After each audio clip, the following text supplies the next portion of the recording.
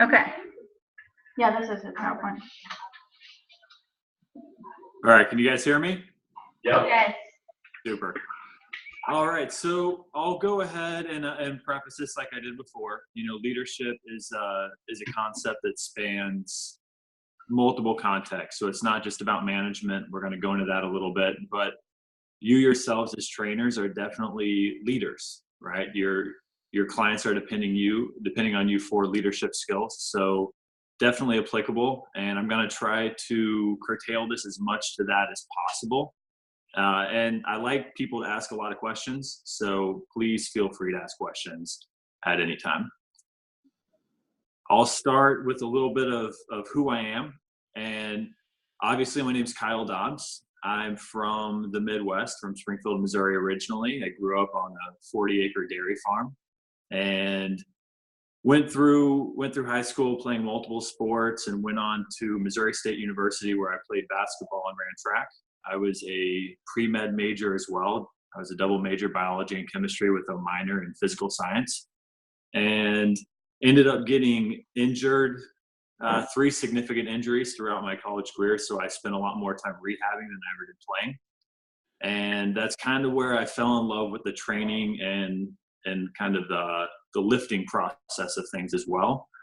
And the rehabilitative process, especially as this was 10 years ago and my rehabs were largely unsuccessful. And one injury kind of led to another, depending on where you kind of start that chronologically. So when I got through with school, rather than going to med school, I got into personal training. At that point, I was definitely not excited about the Western medicine process, and wanted to be a little more proactive in my ability to help people. So went through the certification process. I started out as a NASM trainer, right? 10 years ago, that was kind of where you were. And I ended up getting my NSCA and ASCM as well, and my CSCS over the years. So I've kind of been through all 3 major organizations and then a bunch of other stuff on top of it. I moved to New York with my girlfriend, now wife. And I worked in Manhattan for about 11 years. I was a trainer for 7 of those years exclusively. I was performing or servicing about 220 sessions a month. And have sold almost $2 million of personal training individually myself as a trainer over the years, and really got passionate about the development and of trainers rather than just working with clients over the years. So I dipped my foot into management and ended up being National Manager of the Year for 3 years at the company I was working with as well. A mid-sized corporate gym with, at that time, had about 6 markets nationwide.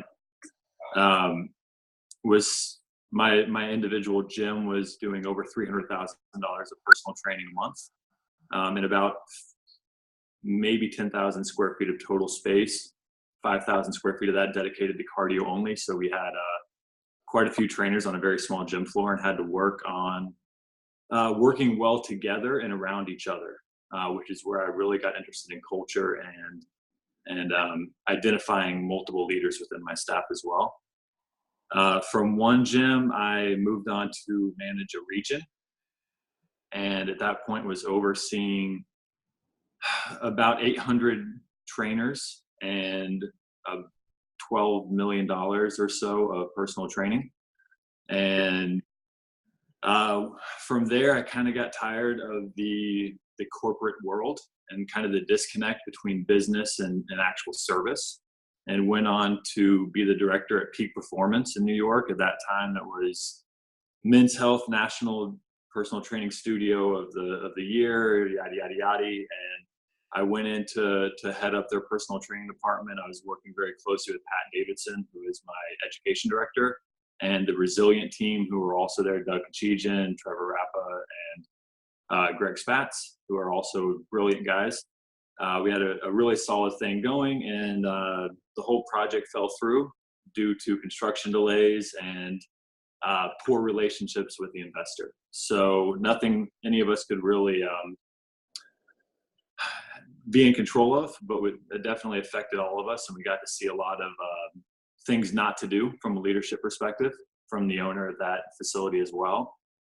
From there, I went on to work with a company called The Right Fit, which works in corporate and residential fitness facilities. So everything from the actual planning and building out of spaces to management and operations, and then to services. So I headed up their services department, grew their department from about 20 total trainers to almost 300 in 18 months. Grew their markets from exclusively Manhattan to also Miami, San Francisco, LA, and Houston. And then we also opened about 25 facilities internationally. So when I started, I was overseeing about 50 facilities domestically. And by the time I left earlier this year, I was overseeing about 150 internationally, including domestic. So worked with them to work on profitability margins, hiring processes, policies and procedures, and actual trainer development. So since that time, I've been consulting and working on opening my own facility here in the Midwest. I moved to St. Louis late last year. So hopefully that all goes well. So far, so good. And here we are. Any questions on that? I didn't know you were at peak performance. Yeah, that's where I connected with Pat. Okay. Those guys. That makes sense now. Yeah. What could have been? So, Cool. Any questions on my history personally? We doing okay? No, so you know how to manage personal trainers. I hope so. I don't like to use the word manage, though. It's kind of the disconnect there. I like to use the word support, and that's a lot of what we're going to talk about today. What year did you really start training? What year did I start training? Yeah, did you really get started with all this? It would have been 2007. A lot of you guys are probably in middle school, so that's about where I'm at. So I've been in the industry for about 11 years, going on 12. So it would have been late 2006 or late 2007, around that range. So I graduated college in 2006, and then we moved pretty much immediately to New York with no money, no nothing. So just took the leap, took the gamble, and worked our asses off. So that's it. So let's get started if you guys don't have any more questions. Cool. So I always ask this question because I feel like this is a very subjective question with a lot of answers. And I always kind of like to hear just 2 or 3 from the crowd, if possible. So from you guys' perspective, what defines a leader? Feel free to, Lucy can call on people. You guys are on a really tiny screen for me, so. Tony. I think the main thing to find the leader is your ability be an example. Set an example so people can look at you for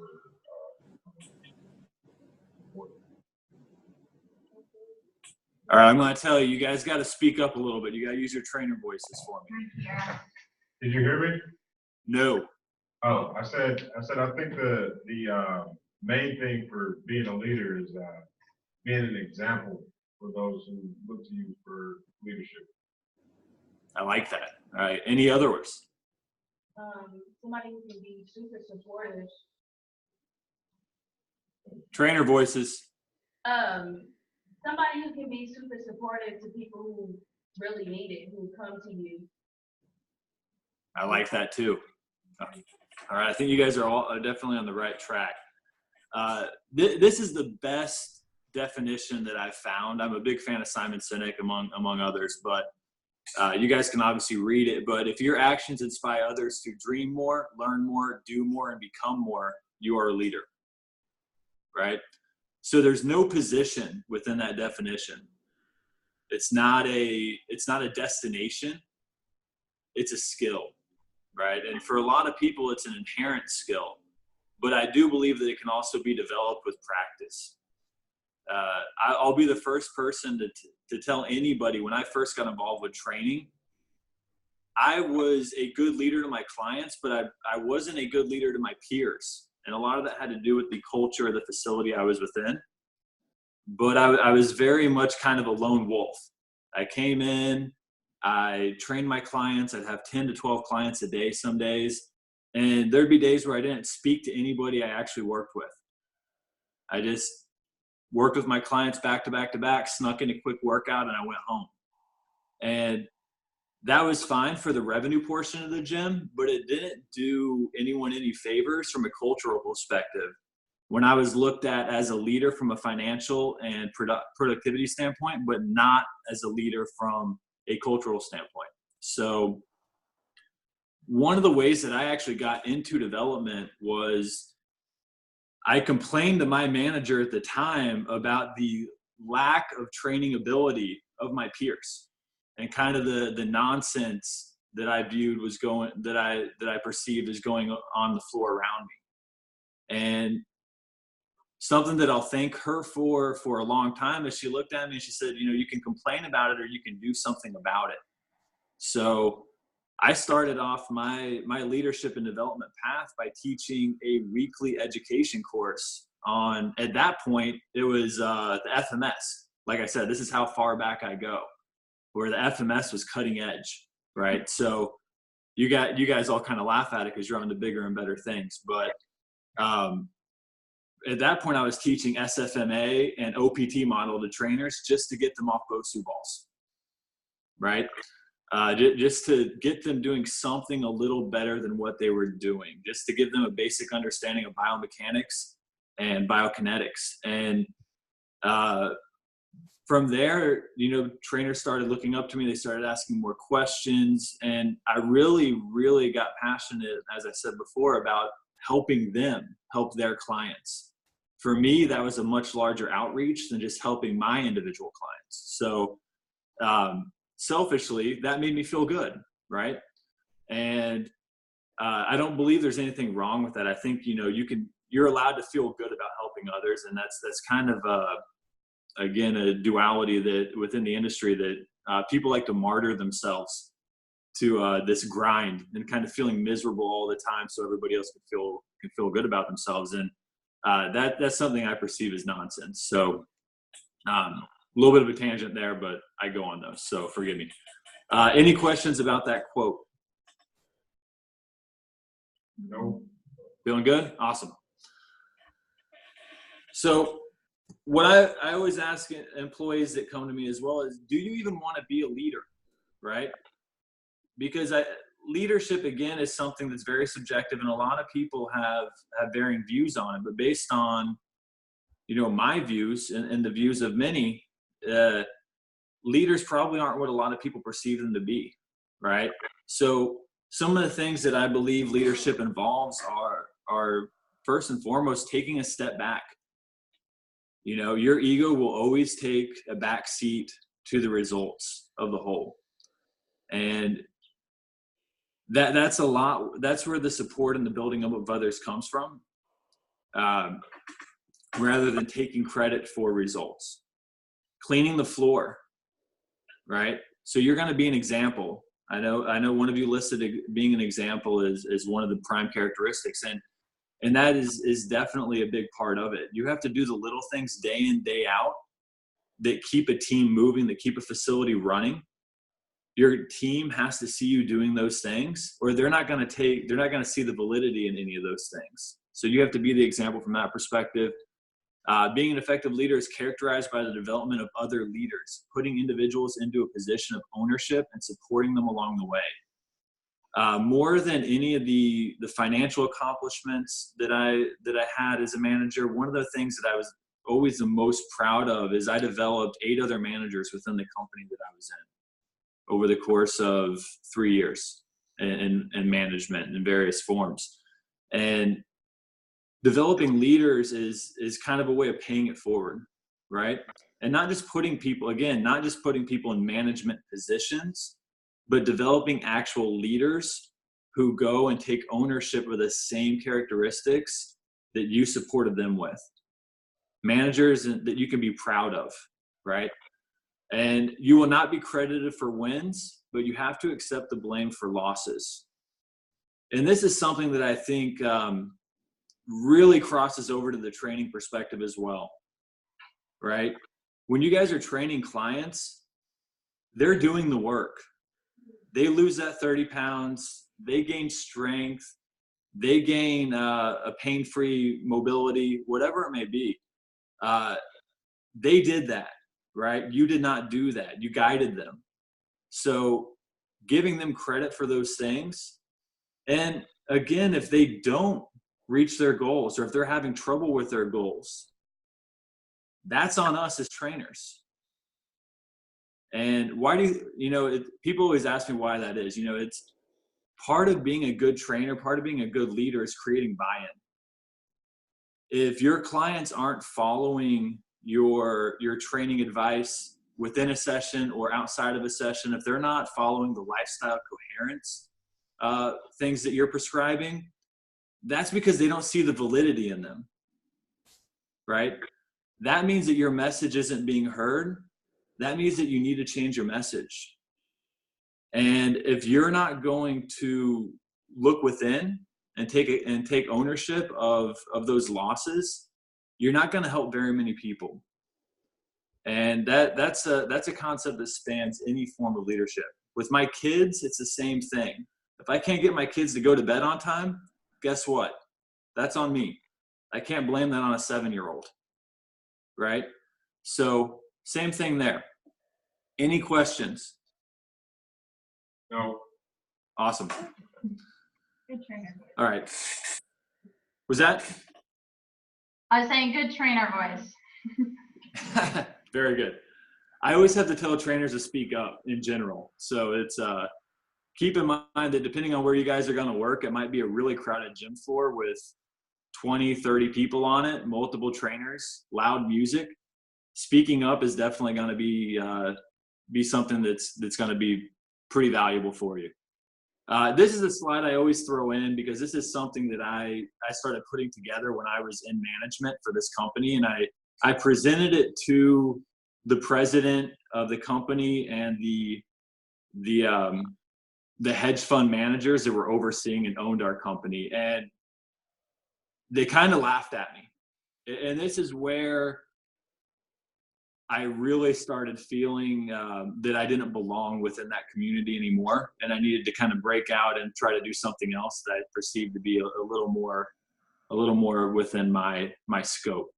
And the biggest thing that corporate gyms operate in is they work within a differentiation model that comes from businesses like in the finance realm, in the banking realm, and they don't understand that it doesn't necessarily match the context of the fitness realm, even from a corporate perspective.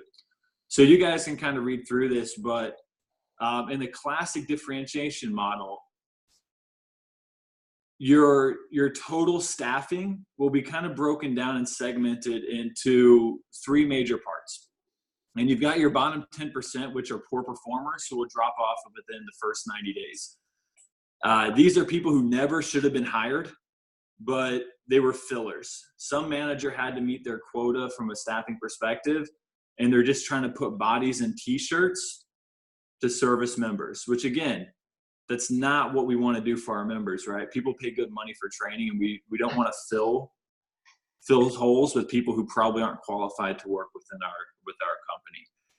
You've got a middle 70% who are consistent performers and are to be moved up or out. Again, you notice it's a 70%. And if they're all being moved up or out, ideally, that means a lot more are being moved out than up. And we're going to talk about turnover a little bit in a second. And then you've got a top 20% that are high performers who will become the cornerstones of the company. A lot of these people are projected to go into management, to take the same path that I did, which sounds like a great idea, but unfortunately doesn't hold true for a lot of people. So what you really run into is the column on the right-hand side, where as an industry, this is per IRSA, I think it was 2016, the turnover rate is 125% plus within the corporate model. So we lose more people than we hire in a corporate gym setting every single year, right? So that tells us a few things, right? That one, we hire a lot of people that we probably shouldn't. And two, we don't support a lot of those people that we hire and help them grow within the companies that we work, right? So what we really see is a bottom 20% are poor performers who will drop off within the first 90 days. And that's due to just hiring bodies. We have a middle 50% who are consistent performers to be moved up or out, similar to that 70%. We have another middle 10% who are consistent to high performers who move up to become the company cornerstones. They go into management, or they just keep servicing the same clients that they have for years. And then we have a top 20% who are the high performers that leave the company due to the limiting of their growth. And these are the people that might be me later in my career, or they might just be a high performing trainer that decides to take all their clients private, because the only way for them to make more income is to take on more clients, which is actually lowering their price per hour, right? That's the problem with corporate pay scales, is you hit that top level and you're really ceiling down by the amount of hours that you can work per week. And if you go from 35 sessions a week to 40 sessions a week, your $75 an hour actually turns into closer to 70 by the end of it. So you're actually lowering your dollar per hour, and you're limiting the amount of money that you can actually make by the amount of hours in a day. And you're probably also taking down the quality of your product. So there's a lot of negatives to that. Any questions on that? No, Awesome. So you guys are super excited about going into corporate gyms? no. Little joke there. So a big thing that I've tried to do within my leadership career is I work within a tribal concept rather than the differentiation. So Seth Godin has a great book, Tribal Leadership, and his main premise is based on kind of our foundational sociological view of tribes. And a tribe is a group of people connected to one another, connected to a leader, and connected to an idea, right? So it's not just a bunch of followers, but it's a bunch of like-minded individuals who are all working towards the same goal. So they're not there out of obligation, they're there out of ownership. So there's 5 levels. Level 1 is life sucks. It's hopelessness. This is really what it's kind of perceived as is gang mentality, right? That everything is so disparate, so poor that we're relying on a group of people for everything. And everybody's pretty upset about it, except maybe the one leader themselves. Level 2 is my life sucks. And now you're within a group and it's passive, disengaged, jaded. You see a lot of employees and companies this way. And it's my life sucks, but everybody else is doing great is the tail end of that, right? So we're playing the comparison game where we're looking at our peers and we're seeing nothing but rainbows and sunshine. The grass is always greener, things of that nature. And when you see an employee like this, their productivity is typically pretty low. And they're also really poor for the actual culture of the group because of that disengagement and definitely because of the jaded perception of the company they're working within. Level 3 is I'm great, but everybody else sucks. That's the tail end of that. So then you have internal competition within a company. Most companies I've worked with have a lot of employees that are level 3. I was a level 3 when I first started. I thought I was awesome. My numbers backed it up. But I thought everybody wearing the same t-shirt as me sucked. And it embarrassed me, right? So that's where I made the switch. And that's very common, especially in the fitness industry. Egos run wild and are very prevalent, right? And you're going to see that often.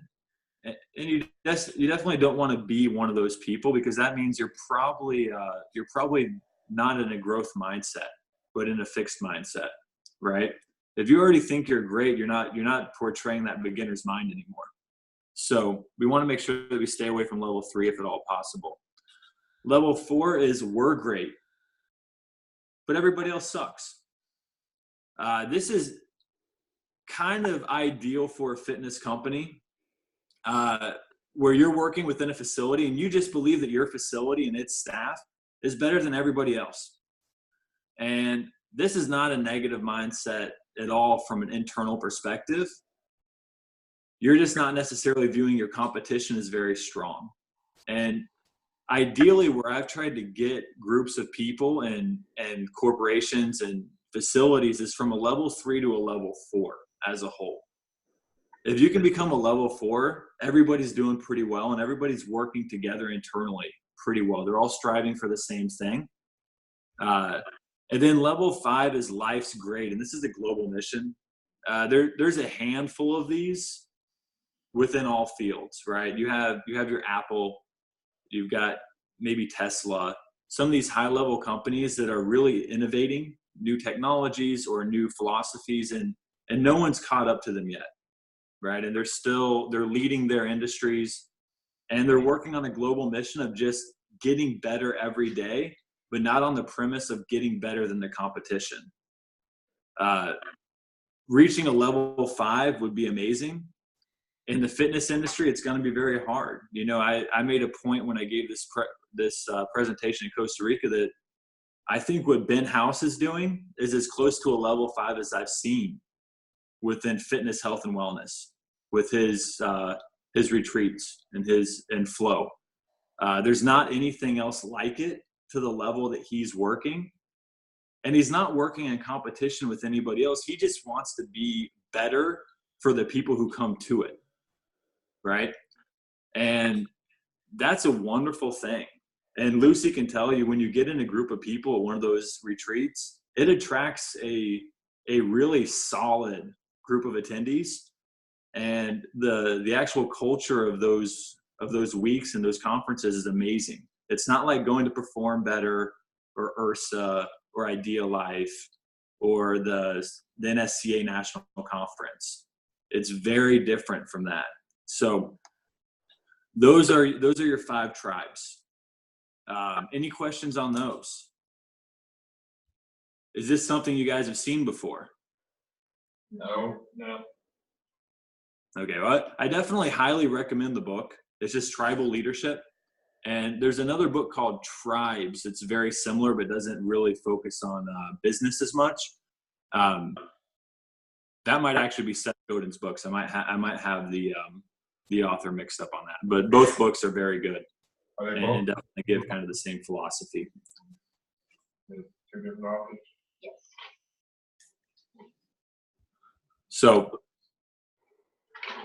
this is where we start getting into the management, but I'm going to apply it to being a trainer as much as possible, right? So staffing and recruitment, that's going to be the foundation of your staff. And if you can do this correctly, you're going to eliminate a lot of headaches down the road. And from a training perspective, this is your intake process for clients. This is how you market. This is how you select your demographic. And this is how you gear your intake to make sure that you have the right clients in front of you. People that have the right buy-in for your philosophy and your ideologies. So getting the right people on the bus, first and foremost. Being selective, right? So the amount of managers that I've overseen in the past that hire people just to hire them is right around probably 90%. Whether you're working within a corporate model or in the private sector as a manager, you're running your own facility, you're always playing a numbers game, right? If you're not proactively recruiting people at all times, that means you're just trying to catch up to the amount of people that are in your facility on a daily basis. And if you're reacting to your demographic, you're not going to do a very good job of being selective with your hiring process. You're just going to be putting people in the building to service clients to bring in money, right? And that's kind of reverse engineering the process. So being proactive and getting the right people on the bus first and foremost is going to allow you to build up a brand based on your actual ideals and build up a staff based on your ideals rather than reacting to the demographic that's coming into your building. So getting quality people first and foremost. As a trainer, I don't think there's anything more important than this, right? When trainers are talking about their clients that are a year in, that are 6 months in, that are 3 months in, that are lacking buy-in, that don't show up to sessions, that don't go to bed on time, that don't eat the right macros and calories. For me, this is a process with their recruitment, right? They didn't filter out these people within the recruitment process. As a trainer, we want to help everybody, but that might not mean that you're right for everybody. And I kind of want that to sink in for everybody. This is where you need to build a network of professionals that work within different niches around you that you can always refer people to. Because one of the biggest issues I had as a trainer with clients were with clients that probably shouldn't have been mine in the first place. They would have been better suited to somebody else with a different set of skills, right? So I want to make sure that if I'm recruiting my client base and I want people with buy-in, I want to make that recruitment kind of hard, right? So I started developing my own intake forms. And my intake form, I can share this with Lucy. I've actually got it as a Google Doc. It's 4 sections. It's a lot of questions. It's a lot of fairly uncomfortable questions. I ask about people's bowel movements. I ask about their libido. I ask about their lifestyle coherence. So it's not just based on their goals, right? I try to get as in-depth as possible with people, and somebody's willingness or unwillingness to fill that out in detail is a big indicator on if they're the right person for me. So that's first and foremost. And then we talk a lot about, again, most people in my experience will show up to the gym 2 to 3 times a week, more often than not. You know, that's 2 to 3 hours a week. That's not a huge commitment, but the buy-in outside of sessions is going to be huge for you guys. You know, you guys are fortunate enough to work with Lucy, and you understand that lifestyle is going to dictate training rather than the other way around. So you want people who value things like sleep, nutrition, NEAT, as in non-exercise thermogenesis, mitochondrial health, aerobic health, relationships, community, all those things that really kind of run our autonomic nervous system, right? Those are things that are going to be very important to dictating how you're going to be training your clients from an autonomic standpoint. And if they're running around highly sympathetic all the time, their training's kind of going to suck. And a lot of the training that you do with them might do more harm than good. So you want to make sure that people actually buy into lifestyle coherence. So be selective. Don't just do the money grab. Don't just train people because they'll pay you. Train the right people, right? And if you're training the right people, you can usually demand a higher price as well. Being selective is definitely a plus for most people in the long term. So be patient with it. From there, you've got development. So from a staffing perspective, this is when you have your staff put together. This is once they're through the hiring process. And this is built on connected ideals within your staff. It's built on you knowing and mapping out exactly what your model is and being able to reiterate that to your staff and have them understand what it is. And then you've got your weakest link, right? As a manager, you will be judged by your weakest link. You've got to have a staff, and you're going to have people that are really highly trained and doing a really good job servicing their clients. And if you have people on that staff, 1 or 2 client or trainers who aren't doing what they're supposed to do, that aren't good for the culture, they are going to find a way to induce toxicity into the culture of the actual gym. So that's where you're going to be judged. Those are the people that you're going to need to eliminate. And from a client perspective, if you're building a community with those clients, which I highly recommend, it's the same thing, right? So if you've got clients that aren't following through with things, those are the ones you might need to spend a little extra time with building up, right? And it might not just be within session. It usually isn't. You're probably going to have to go and look at their lifestyle and try to figure out what the root cause of that lack of adherence is, or lack of coherence. So make sure that you're always being mindful of your weakest link as well. And then delegation and empowerment. So creating ownership within your staff. A lot of leadership books like to use the word accountability. And I'm not a huge fan of accountability. Accountability implies obligation to me. And if you're obligated to do something rather than motivated to do it, you're probably not going to do it for very long, and you're only going to do it at the bare minimum. So creating ownership within your staff, that includes people going above and beyond, right? That includes them taking over your ideologies and believing in them as much as you do, and them wanting to grow the facility, to grow the team as much as possible, while also growing their own businesses. And then promoting growth as a manager. Again, this is where the support comes in. This is where you build up leaders out of your staff. Give people opportunities to build out programs, to run education, to be a mentor in a low risk environment. This is usually where I kind of kill two birds with one stone.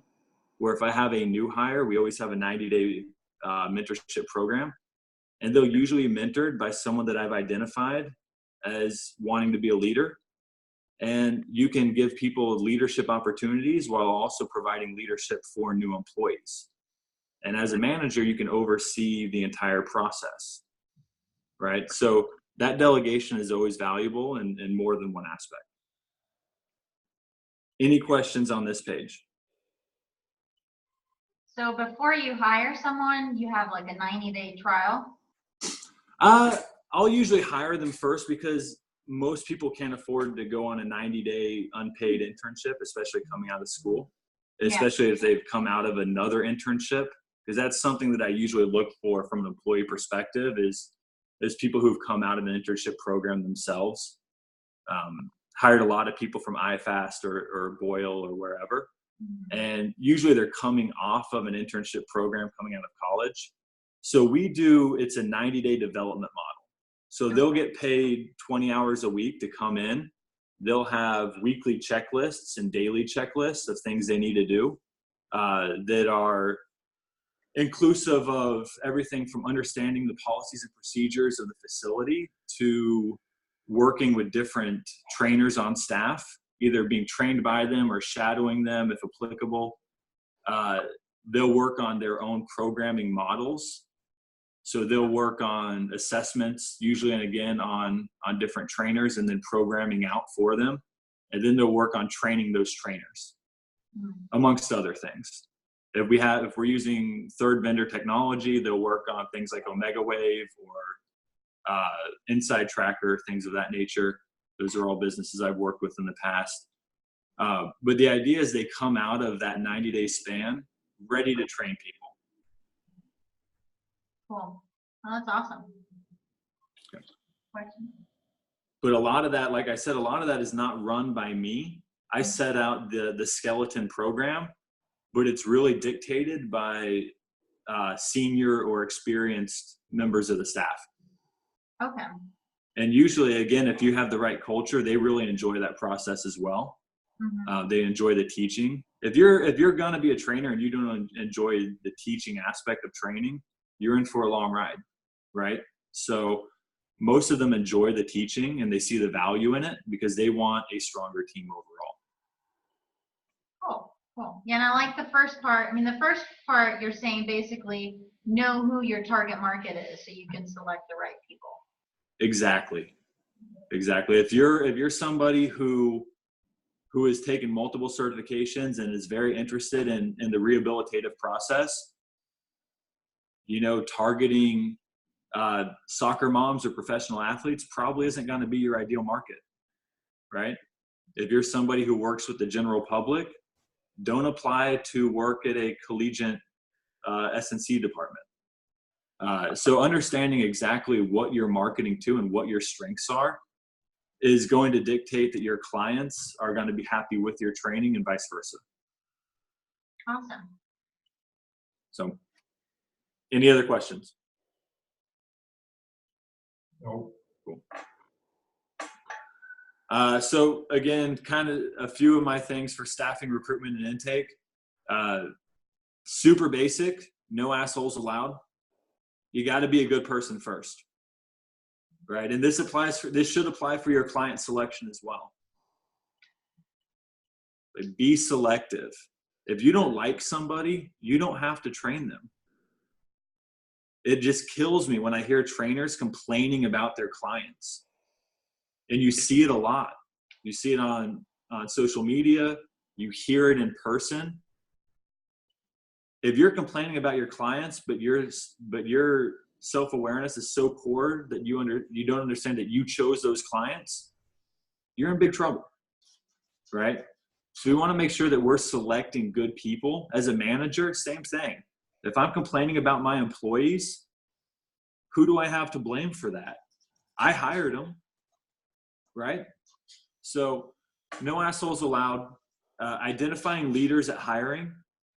That's part of my actual interview process, is I ask about prior leadership skills, and then I've got some questions that are definitely designed to be indicative of just basic leadership skills.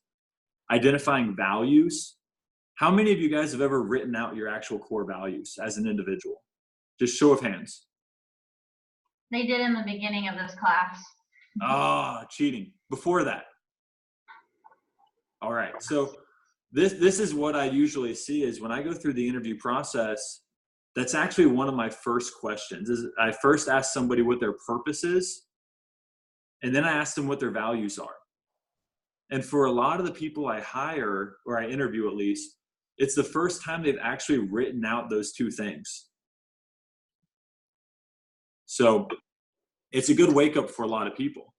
And another little flag for me is always, if your purpose as a human being involves training in some way, we might need to get you a hobby of some sort, right? So I always ask purpose. I always ask for their values, and then I see how well they match up to the core values of my facility. And then setting the proper expectations. This is going to be very applicable to you as a trainer. You have to set expectations at the point of intake. For me, it's the same way as I have to set expectations at the point of hiring, right? I can't be upset if people aren't following expectations later on in the process if I didn't do a good job of actually telling them what those were. And a lot of trainers, and I've done this in the past as well, they're so excited about a new client that they really focus solely on the fun stuff, on their goals, maybe on their needs from an assessment perspective as well, but they really focus on those physiological things that we kind of got into training for. And they haven't set up any of the expectations from an ownership perspective outside of that, or from a lifestyle perspective, right? And then 90 days later, their clients are upset because you're getting onto them about nutrition or their steps per day or the amount of time they spend in the sun, whatever it may be, their off-day workouts, their mobility work, their breathing work. And now you've got two people that are upset purely because you did not set those expectations ahead of time. And creating that validity within that message, first thing, again, will weed out people who might not be right for your facility and might not be right for your client base. If I've got an interview that's going really well and then I start talking about the expectations and I see, any kind of pullback at that point, they're probably not going to be right for me. Because if you can't act excited within an interview, you're definitely not going to be acting excited at 6 a.m. on a Monday when you need to be in the gym. Something that I took from a podcast I heard a couple of years ago by Mark Magna, who runs a facility down in Miami, is one of the ways that he does this is he actually interviews people exclusively at 5 or 6 a.m.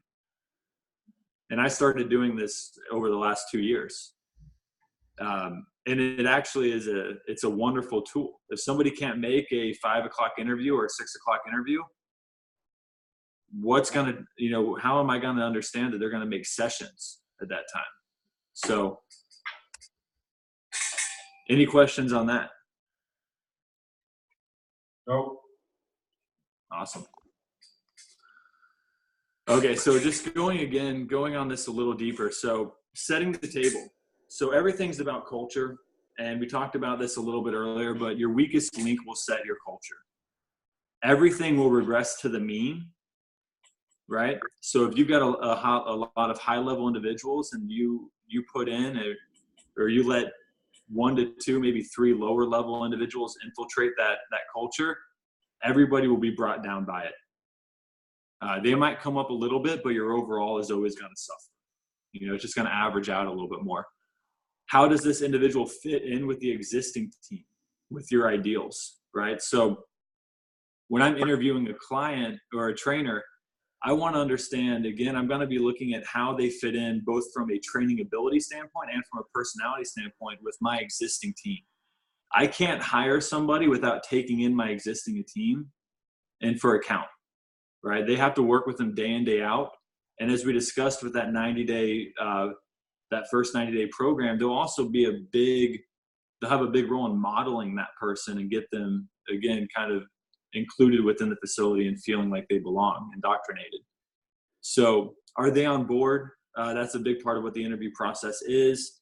And then do you even like them? We talked about this a little bit, but the amount of managers that I've spoken to in the past that don't like a lot of their employees is eye-opening. And that, again, that comes back to a reactive-based hiring process where you just have to fill T-shirts. You got to put bodies on the floor to account for your demand rather than setting a demand by putting high-quality individuals on the floor. There's a very big difference in those two processes. Do we understand that? Do we understand how this can apply to you as a trainer looking for clients? Yeah. Definitely.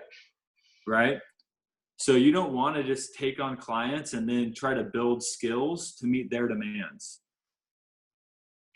You want to set your own area of expertise and start attracting clients that see the value in what you do. That's getting the right people on the bus. All right, and then identifying leaders. So first and foremost, as a manager, you will always need additional leaders. Because delegation is crucial in being able to be an actual manager.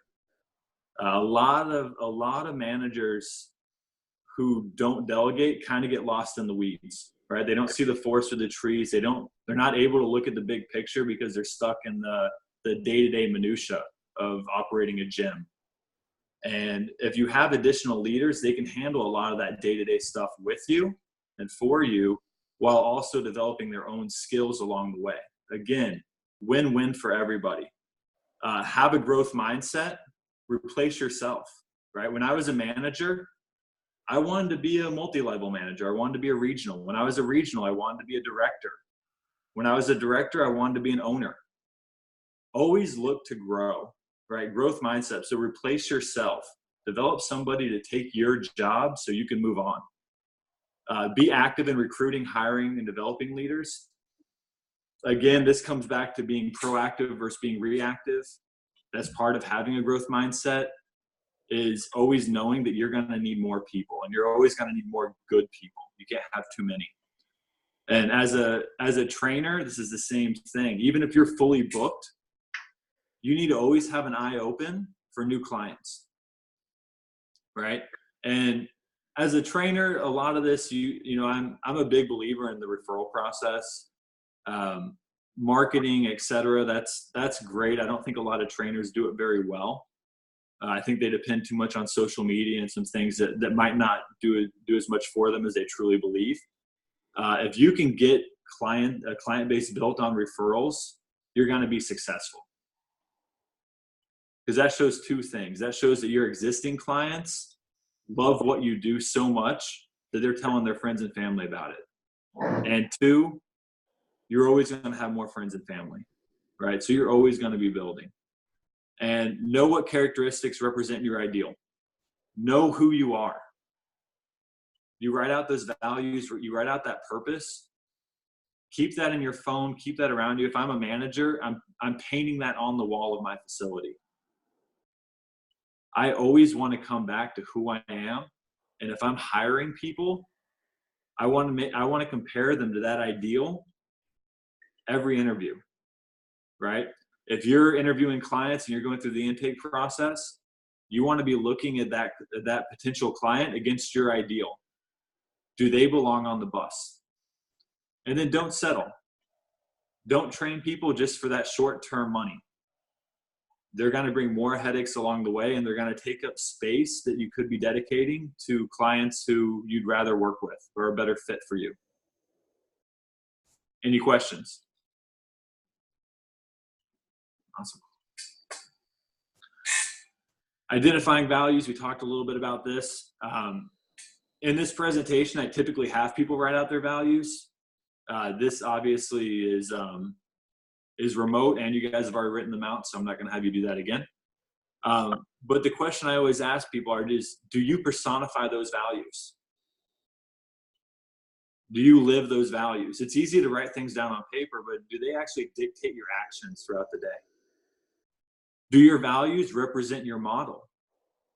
Right? As a trainer, this can be your training model. How many of you guys have written out an actual training model?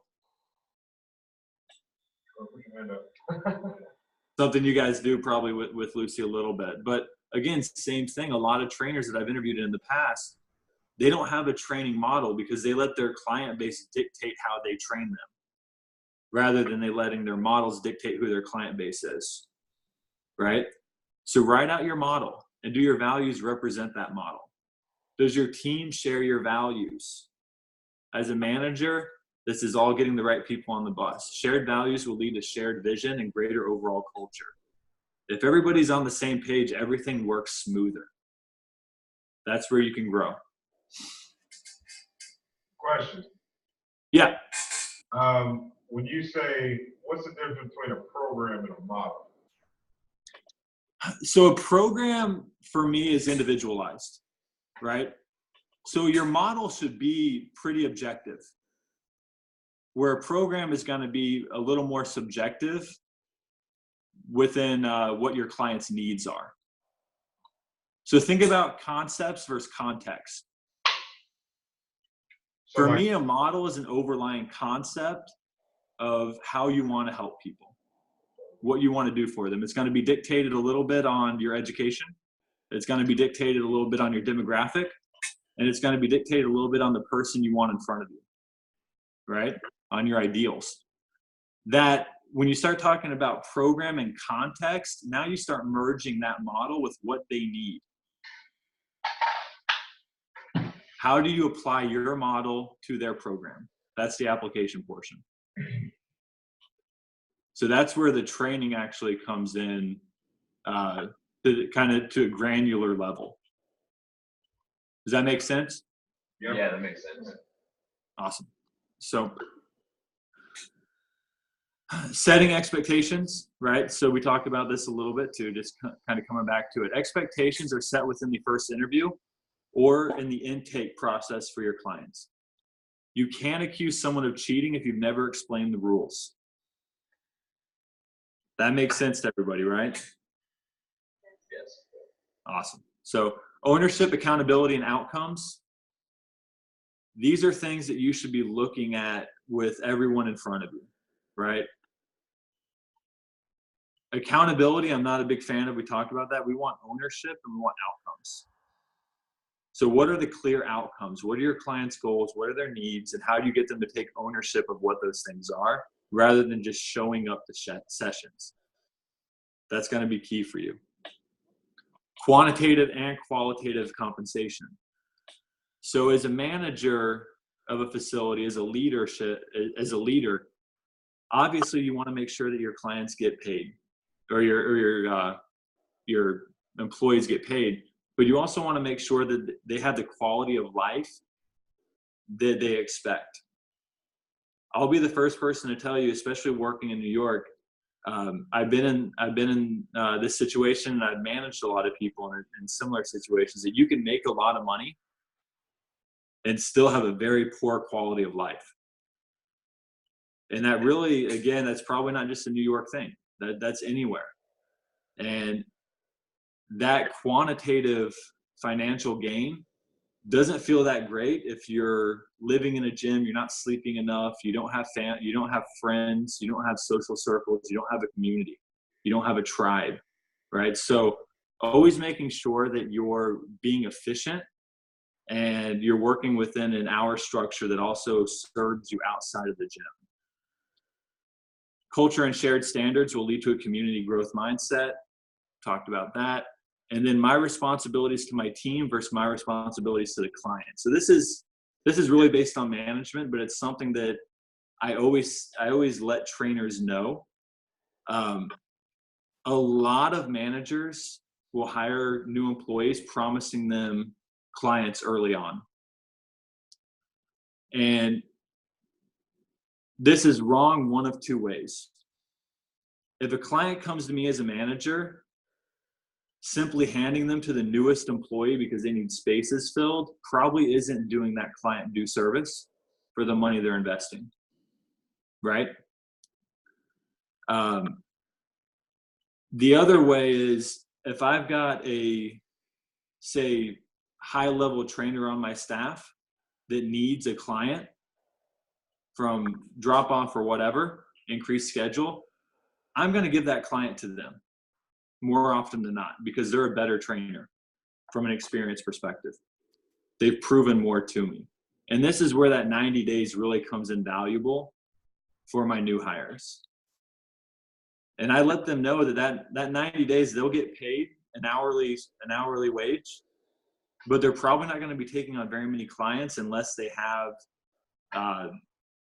some pretty significant prior experience within the field. Because I want them to be the trainer that client deserves. And I want to make sure that they actually stay within our program, that they buy into what our model is from a facility standpoint. Does that make sense? Yeah, definitely. As a trainer, if I'm going into facility, that's a huge red flag to me on that facility. If I'm brand new, I've never trained a session in my life, and I've got a manager promising me a full book within my first 90 days. It may sound really good, but it probably tells you a lot about how that facility operates. And that's something I would definitely be wary of as a new employee, as I'm looking for places to work. And then development. So the other side of the coin, we talked about hiring, now we talk about development. One of the big things that I work with employees, in addition to technical expertise, in addition to training and programming and all those things, are communication strategies. So I've ran in the past the DISC protocol, which is a personality test that also builds out communication strategies based on your profile. This is something that I find pretty invaluable for people, whether they're extroverted, introverted, analytical, non-analytical, whatever. Everybody's going to communicate differently, right? So this usually tells people a lot about themselves, but it also tells me as a manager a lot about how I should be communicating with them, right? And if you do enough of these, you start being able to identify the people around you and what they probably are. And you don't necessarily communicate with an introverted person the same way as you would an extroverted person, right? We kind of all like inherently know this. As a manager, this is obviously important, but as a trainer, it's also important, right? How do you set the environment to your client's communication style? Do you guys think about this when you're training clients? Hands up, hands down. No. Right? So the program is obviously important for their goals. But if you've got a client so distracted or so uncomfortable within a session that they can't really focus on what they're doing, is your program going to be effective? No. If you can't communicate with them properly inside and outside of sessions, is your relationship going to be long? Is there going to be longevity there? No. Probably not, right? So these are the things that affect your actually ability to service a client. I've worked with a lot of trainers who can write out a fairly effective program. Being able to prescribe and apply that program is a totally different subject, right? And communication strategies are going to be invaluable for a new trainer working with clients or as a manager working with employees. So first 90 days, we've talked about this. And then continuing education. So you can do this both internally and externally. If I'm a trainer and I'm looking for facilities to work at, whether they're private or corporate, this is a question I have for whoever's interviewing me. And if I'm a manager interviewing potential employees and I don't get this question, I'm going to be a little disappointed. It's going to be a flag, right? You need to know what opportunities are in front of you for continuing education. What does that facility do in-house? And what do they provide out of house, right? What does the typical employee do? What's required? What's recommended? These are all going to be very big indicators of what type of facility that is. If it's all on you, that means that the training around you is probably not that high level. If nothing's actually provided, right? So you want to make sure that you understand what's going on around you, what level of training is probably happening within the facility, what's provided, what you can get discounts on, because we all know that education is also expensive. A lot of corporate companies, for instance, provide discounts for certifications or seminars, etc.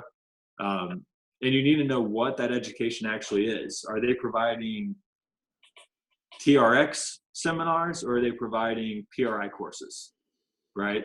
It's a bandwidth. We want to know what level of training is happening within that facility. You can probably look at what education is being provided and if there is actually any education being provided. That gives you a great idea of what the training in the facility looks like. Does that make sense? Yeah. Yes. As what is typical for an employer to provide, or what do you think, like in your opinion, like a course a year or? From a corporate perspective, again, I've seen a little bit of everything. I've seen facilities and corporations that don't provide anything, in-house or out-of-house.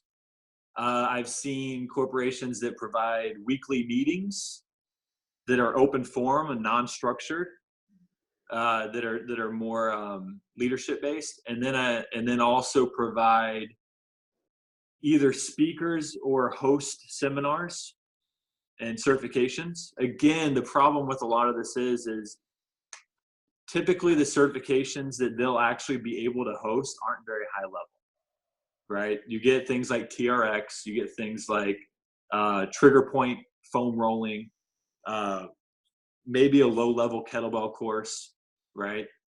Mhm. Maybe an FMS course, but you're not usually going to get a lot of high level tip of the spear type stuff. But some is better than none. So if I'm looking at facilities, corporate facilities, a lot of them probably aren't doing things like PRI and DNS and some of these other more high level concepts. They're probably pushing things that are a few years old and maybe a little bit antiquated. Things get up the chain pretty slow in the corporate world. If I'm looking at a private facility, you might get somebody that's really going to be manager based, right? We all know that fitness is pretty dogmatic, and you might go to a facility where the manager works part-time for FRC and everything they provide is FRC based, right? You might get somebody who the manager works part-time and has gone to a bunch of PRI courses, and you're going to learn a lot of in-house stuff based on that and maybe be able to host some seminars based on that. So it's really just looking and asking. there's really no default to what's provided, because I've seen everything from nothing to people that host a speaker or a seminar at least once a month, right? It is what it is. It's really based on what the manager and what the corporation dictates. What are some high-level certifications that you look for from an employee perspective? If I am an employee or if I'm a manager who's interviewing an employee? If you're an employee and you're looking to work for someone, what are some certifications that you look for that let you know that company stands out amongst the rest? I mean, first and foremost, I'll usually look for an undergrad, and more so than certifications. This is gonna sound kind of bad, but I actually don't. I'm not as high on certifications as I used to be. And keep in mind that I've got 25 plus national level certifications to my name. Like, I've invested a lot in my own personal education over the years. I feel a lot of it was wasted money. A lot of it were concepts that aren't necessarily applicable to current fitness. So I look a lot at internships. I look a lot at concepts like a PRI, right? I look a lot at undergrads, exercise science undergrads, or something applicable, something that tells me the person actually knows a little bit about physiology at a high level. And I'm also pretty non-dogmatic. I think everything's a bit of a tool. If I see somebody, like for me, for instance, I've done SFMA, I've done FRC, I've done PRI, right? These are both movement. These are all kind of rehabilitative or prep type certifications. If I'm working with a client, I'm looking at my ability to apply that tool to what the client's learning curve is. So I don't believe a certification is valuable at all if somebody can't apply it. So a lot of my intake process and a lot of my hiring process is not so much based on prior education, but the potential employee's ability to apply it, context dependent. Does that make sense? Yeah, I guess what I was asking was like, what are some high level certifications that an employer would offer to their employees? Oh, what an employer would offer? Yeah. Okay. If you're able to host things like PRI, that's going to be pretty high level. I'm not against FRC as well. I know you guys probably aren't learning a lot of that, but I think it's got a time and place. Things like RPR, if you're hosting that, that's another one that I think is going to be pretty big down the road. I look for things that are concept based, right, rather than like modality based. So if you're just things like TRX, those are valid certifications for what they are, but they're all modality based, right? They're built around a singular modality and not around the concepts necessarily of how to use your body. So I'm looking at a higher level certification or seminar to me is physiologically based rather than modality based. Yep. Thanks. No problem. Sorry, it's kind of a vague answer, but yeah, I would look at something based on physiology rather than modality. I think modality based certs are really nothing more than a business. And again, if you can't apply them and you can't look at the context and see if they're even valuable, then they're not going to do you or your clients much good. But if you understand the human body and how you can apply physiological concepts to any modality, that's going to be valuable for you.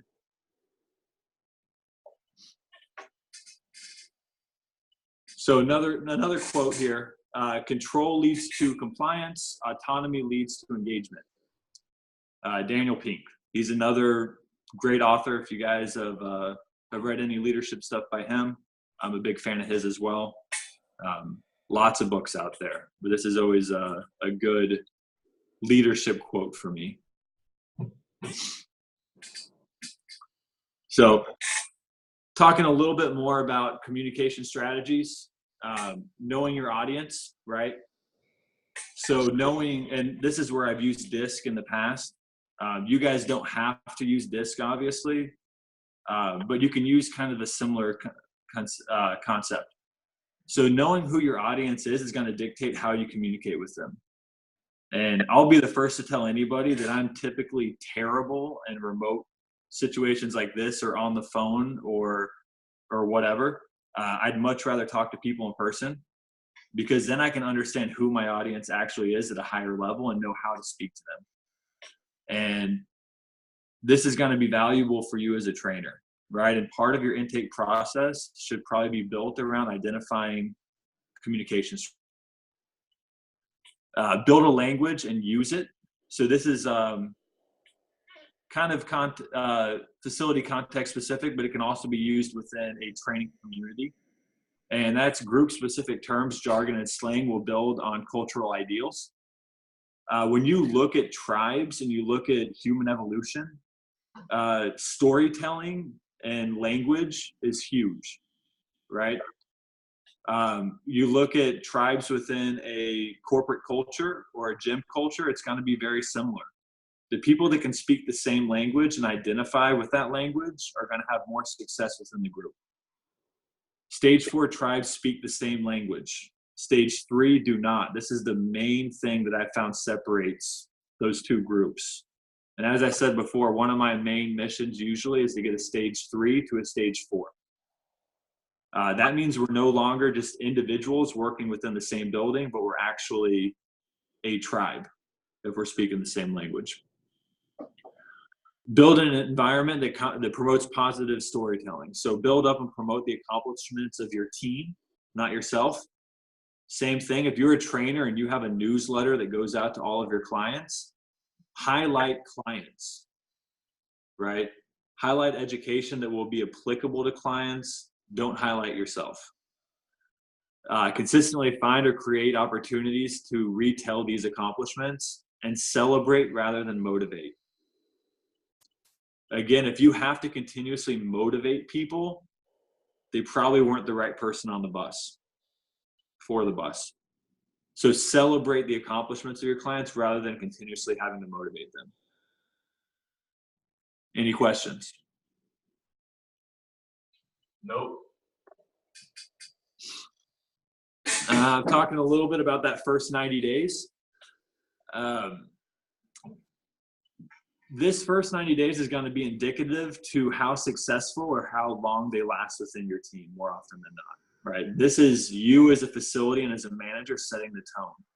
And as a manager, I have to look at this first 90 days as me proving the facility to the employee rather than the employee proving themselves to the facility, right? If I look at it as the employee trying to prove themselves to be worthy of the facility or staff, it's probably not going to go well for anybody. So I have to be able to provide that support in the first 90 days and see how they react to it. So provide immersion, make sure that existing employees and culture are inclusive. This is your culture. Culture is built on inclusivity, right? If your employees, your current staff are not open to new employees, you have a terrible culture. That's really what it comes down to. If you're going into a new facility, you just got hired, and you're not, and the employees that there aren't greeting you, they're not asking you to work out, they're not seeing, they're not engaging with you, that's a huge red flag for you. That's a big deal, right? So you want to make sure that you're being properly immersed and that the employees are treating you in an inclusive manner. Provide structure. This is usually where the employee kind of looks at you and asks, what the fuck am I doing? Right? A lot of new employees, if you don't provide them structure, if you don't have a 90-day plan for them or a 30-day plan, whatever it might be, if you don't have that within your model, they're just going to be showing up and sitting in the break room or working out for hours on end. and not necessarily getting better or building their business. So you have to provide that structure for them. Provide mentorship. We talked a little bit about this, but identifying your leaders on your existing staff to help mentor new employees. This is huge, right? And this saves you time as a manager. It provides leadership opportunities for existing employees, and it provides leadership for your new employees. Win, win, win. It's good for everybody. And then provide support. Be engaged, check in frequently, train together as often as possible. It always sounds silly, but you know, most trainers really bond with other trainers by training with them. That's always a good sign of a good culture to me when I see a lot of trainers working out together within a facility. And as a regional, as a director, that's something I always looked for when I toured spaces. When I walked the floor, when I went to a facility, I always wanted to see if trainers were training together, if trainers were at a computer working on programs together. I'd go into the break room and see what the conversation was like, right? I wanted to make sure that we were actually talking about applicable things and that we were working within that group 4, tribe 4 mentality that people were growing. Any questions on that? So, All right. And then continuing education. So a little more in depth on this, but as a manager, the biggest thing is leading by example. Your manager, whoever they may be, should be consistently working on their own education as well. Even if they're not training clients, they need to know what's currently going on in the field. They need to know what is applicable for their staffs and what fits within their actual model from a facility perspective. If you've got a manager that's not up to date with their own education, you're probably going to have a staff that doesn't value education. So again, very important there. Provide in-house education that fits your model, opportunities for trainers to teach potentially, and create cohesion of training message. So identify your model and see what certifications and or seminars fit within that model, right? If you have trainers who are taking courses consistently, give them the opportunity to work with the staff. It gives them valuable practice, and it gives the staff understanding and hopefully an increased interest in what those concepts are. Maybe they might also take the courses down the road. And then it just creates cohesion with the training message. You want people who fit different niches, but you also want some cohesion on your overall educational foundation, right? So if your foundation is very PRI based, or very SFMA based, whatever it may be, you want that as a foundation. You want all your people to have a high level with that, with those concepts. And then you want also them to be taking things that fit their niche, that fit their own interests, things that kind of drive them to separate themselves from their peers. You want a very well-rounded staff, but you also want a cohesive foundation. Host speakers, certs, and seminars, build a network. As a manager of a facility, you want to be able to bring people to your staffs. This is something that I've worked with quite a bit within both Peak and the Right Fit, is bringing in as many speakers as possible, usually at least 1 a month or 2 a quarter. Provide easy opportunities for employees to attend, right? Education is expensive and travel is expensive. The more people that you can bring to your own employees, the better off that they're actually going to attend and see the value in those things. And then use these seminars to recruit new employees, right? So we always want to be proactive in recruitment.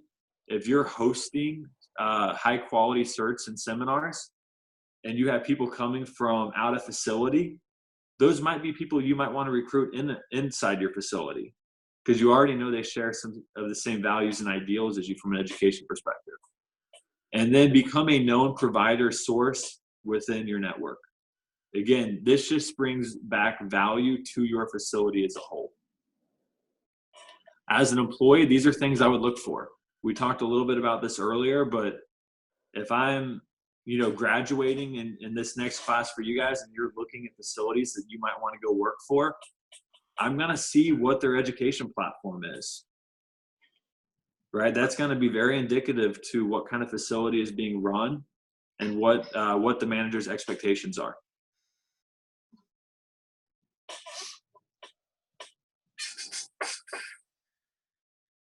And then this is more of creating leaders. So onward and upward, creating ownership.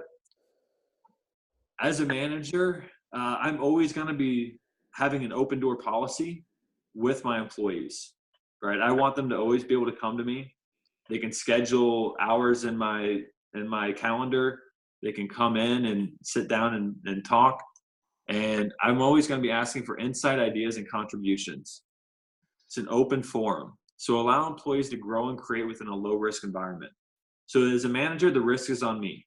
So if an employee comes to me with an idea for a group class or an educational opportunity or an out-of-gym activity, something of that nature, I'm going to give them the opportunity to build that out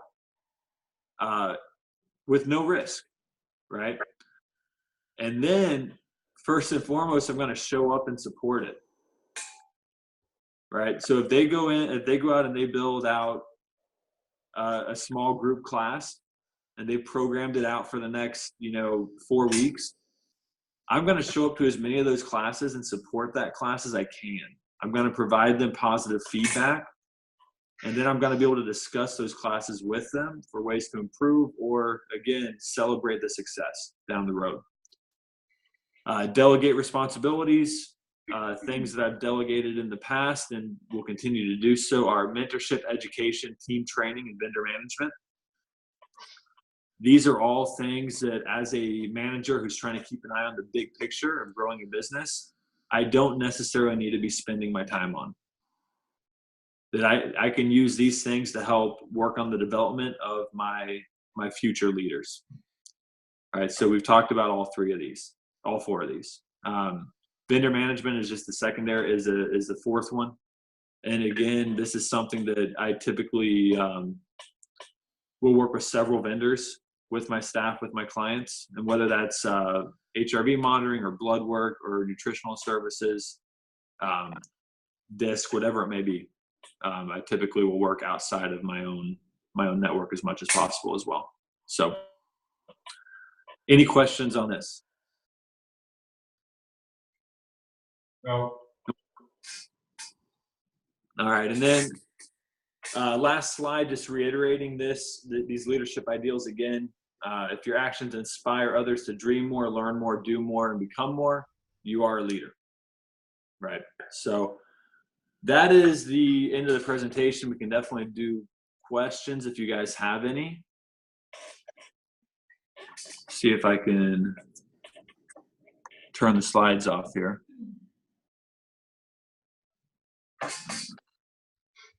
All right. I'll start. All right. A lot of them are going to be interviewed by a future employer. For someone who has hired a lot of trainers, what are a few tips? Like, what do they need to bring? Like, information-wise, like I know core values is important, asking about continuing ed. Is there anything else you can give them? Yeah, I mean, it's a lot of it's going to sound kind of simple, but again, I think a lot of people I've interviewed have missed a lot of the small things, and a lot of it is just showing up on time, showing up prepared, and showing up with questions. And as a manager, those questions are always indicative of what kind of employee I'm going to have in front of me. If I've got somebody asking about education, I know I'm on the right track with that person, right? If I ask somebody asking about my facility culture as it is today, I know that I'm on the right track. And those are all things that as an employee, if you're going into an interview and you're asking them, the manager should be able to answer. right? If they can't answer those questions for you, that's a big red flag for you as an employee. And the same way as a manager, I wouldn't hire someone just to fill a role. As a prospective employee going into an interview, don't be hired by somebody just to fill a job. You guys can be selective too. You're high-level individuals coming out of the great program. You're going to be valued by a lot of different facilities. So you have an opportunity to kind of choose what facility that fits your model the best and fits your idea of a growth the best. So be selective yourselves. Cool. Okay, I have two questions. Where is your business out of? Where do you work? I am currently working out of St. Louis. Okay, and is that where you started your company? I guess I have three questions. Is that where you started all of this? No, well, I worked in New York for 11 years. And then from a consulting perspective, that was born out of New York as well, because I was doing a lot of consulting with the Right Fit. And as I left the Right Fit, I ended up having a lot of the companies we were working with still wanting to work with me individually. So I transitioned them into my private company as it is now. And now I'm based out of St. Louis for that. Okay, so you used to run a training facility. You don't anymore, though. Sorry. Gotcha.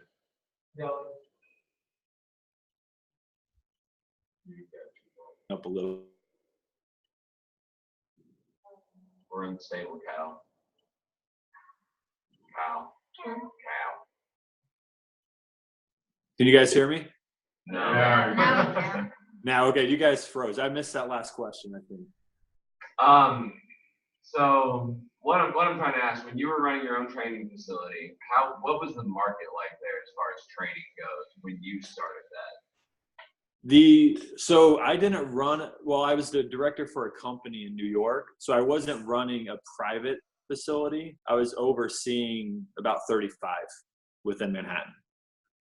They were all very high end. So they were all within residential condos and or corporate facilities. So we had one in Goldman Sachs. We had some in other corporate hedge funds. And then we had some in a lot of them were in residential buildings that were, think the 1% of the 1%, the median unit in New York was about 20 million. So very high wealth individuals with high expectations. Right. My client base as a trainer within the corporate world was much more geared towards Gen Pop.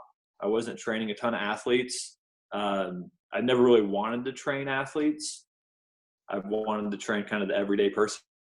So that being said, I have trained athletes, a little bit of everything. But my last role was more high wealth individuals, very busy people with not a lot of time, high stress, low capacity.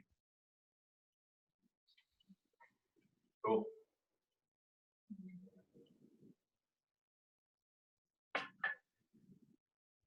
Any others? Yeah, what kind of struggles did you face first starting out as a trainer?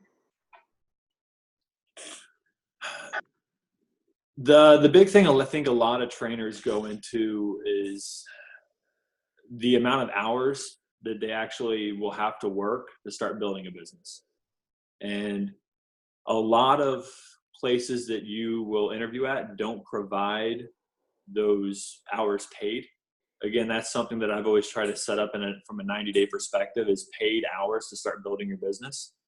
Whether that's actually learning and fitting in with the model of the gym you're at and being able to prospect clients and interact and engage with clients, become a kind of a known face within the community. A lot of places don't provide those hours paid. And that's definitely a question to ask in the interview process, is if you will have the opportunity to do those things at an hourly wage rather than for free. So typically what you'll have is a set amount between 10 and 20 hours a week paid, usually minimum wage. Sometimes some facilities will do between 10 to 15 hours, maybe $20 an hour, to actually be able to be in the facility and start getting some face time with clients and with the actual staff. But as you're starting your first 3 months to maybe 6 months, the amount of hours you'll spend to actually build into sessions that aren't actual training time is going to be pretty heavy. And that's something that I think a lot of trainers don't expect.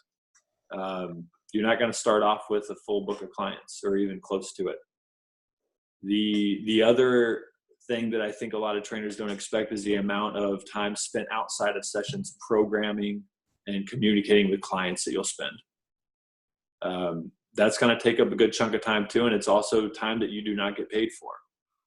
But I typically would spend 4 to 5 hours a weekend programming out clients.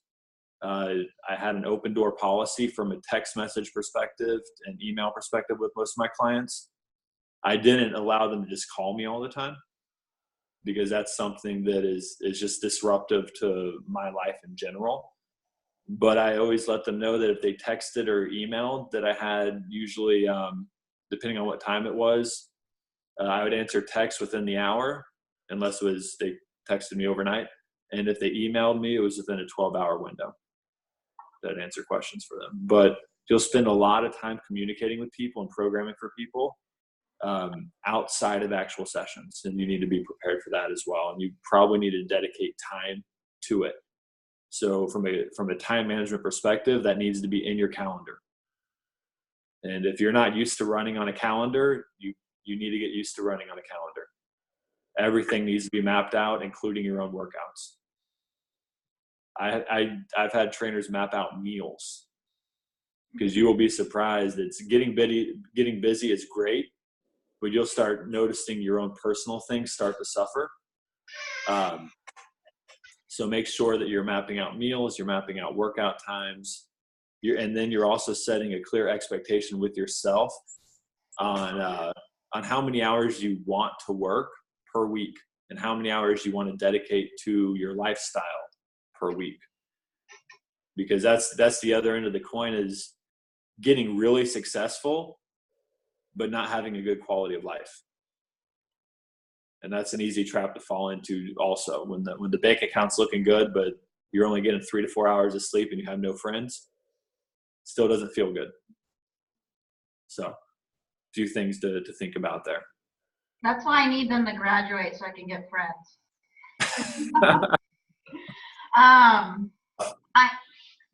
I talk to them about it a lot, how they should continuing ed is important, but not just because of the continuing ed aspect, because of the socializing and the networking. A little bit about that, just because I know you're into it as well. And that's how from a continuing ed standpoint, I think you're going to see a lot of the same concepts kind of reiterated over and over and over again. But going to seminars, going to certifications, that's where you build your network. And having a network, especially, when I started, social media wasn't really a thing. And your network was kind of just the people you work with. And now you guys have the opportunity to network with people everywhere. And being able to go to seminars and meet with individuals that are like-minded and have the same interests and have, again, similar to the same education as yourself is going to be valuable, because those are the people that you can communicate with, bounce ideas off with, and potentially have opportunities to do things with down the road. It's going to be big for your business as you grow as well. And that network is going to be pretty invaluable. Everybody you meet, try to link up with them on social media. Share ideas with them, communicate with them, because that's how you're going to grow as well. If I've got people that aren't engaging in the industry with other people, usually you see a high level of complacency there as well. So like Lucy said, there's definitely a dual purpose to going to seminars, certifications, etc. And that's meeting the people who are there. And not just the attendees, but meet the instructors. you'll find very few instructors that aren't willing to speak with you, that aren't willing to answer questions via email or messenger or whatever. So take advantage of all the FaceTime that you can get with anybody, for sure. Awesome. I have one more. Will you talk about the project that you did with Michelle, especially now that they're about to leave school and they can take their learning wherever they want? Oh yeah. So one, Michelle is brilliant and awesome to work with. If you guys have not started following her or engaged with her at all, Michelle Boland, she's a strength and conditioning coach at Northeastern University in Boston. We collaborated on an education roadmap, essentially. So working with new trainers on how to steer their education to meet their ideals, to meet their model. It's really kind of the base concept of it. And one of the big drivers for this was in the 10 or so years that I've been with the industry, a lot of things have changed from an education perspective. When I first got into it, there just wasn't enough education that was open to everybody. And over the last few years, with the rise of social media, with the rise of platforms, now we're inundated with so much education that we get distracted looking in all different directions. So choosing education that is actually valid within our model is going to be a much better skill than actually getting the education itself. So we built out that roadmap to help people base their resources on, one, the easiest way to learn things. So, and then progressing into harder models, and two, to stay on track within a model that actually fits your ideals. So that resource, I believe, is free actually on her website. So definitely go look through. Yeah, I'll link to it. Cool. Awesome. Any other questions? Can we get a copy of those slides? Could they get a copy of your slides? Yeah, I'll share them with you, Lucy. Awesome. Cool. Anything else? I think that's it. Awesome. Thanks, guys, for listening to me. Thank you. Thank you. All right. Where can they find you? I'm launching my website in August for Compound Performance, and it's just compoundperformance.com. They can find me under Kyle Dobbs _ on Instagram, and then just Kyle Dobbs on Facebook. I think I'm like one of 4, but one of them is a pro golfer. They always confuse me with that guy. So, and then my email is kyle@compoundperformance.info for professional. Cool. Awesome. Thank you. Awesome. Thank you. Thanks, Have a Kyle. good one. Have a good day. See ya. You too.